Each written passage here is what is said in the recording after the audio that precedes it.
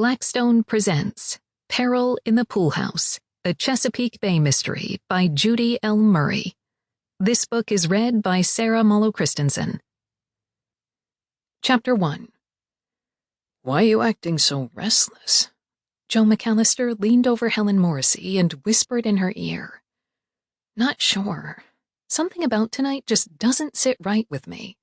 Maybe it's the mix of locals with all these high-powered political types. I feel like there's something in the wind. Helen's large green eyes traveled across the crowded Victorian's huge foyer. Captain's Watch bed and breakfast at the top of the Chesapeake Bay was ready for business, and the entire town of Port Anne, Maryland was looking over the infamous house during its grand opening. You're giving me a complex. I'm supposed to be the professional detective. Maybe you're desensitized by all the cases you deal with. She fluttered her eyelashes at him. Very funny. You need to shut down those famous sleuths bouncing around in your head and enjoy the evening. He sipped his bourbon on the rocks. You're right. This is supposed to be a victory lap for Alison and Eliot. And you. They wouldn't have pulled this restoration off without you. Helen looked up at the tall ex-Marine. Thanks for your loyalty. I'm just so relieved to see this house restored rather than torn down. It was a close call. She accepted a glass of Cabernet from a meandering server. So what's the problem tonight?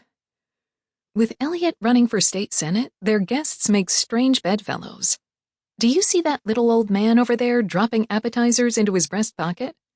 Joe raised dark eyebrows. Yes. After 26 years in the real estate business, I've learned a lot about people. He's wearing worn-out Sperry topsiders, a threadbare winter coat on an April night, and a wool baseball cap.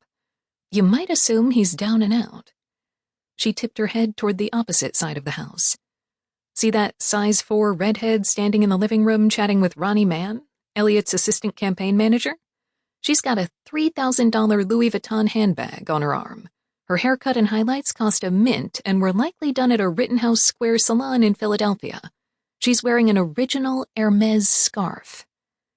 What's your point? Other than I'm glad that's not you. That man could very likely own a boatload of stock in pharmaceuticals, and she might not be able to afford her one-bedroom apartment, no less the new BMW I saw her park as I arrived. Joe choked on an ice cube. The lines at his eyes crinkled. That's ridiculous.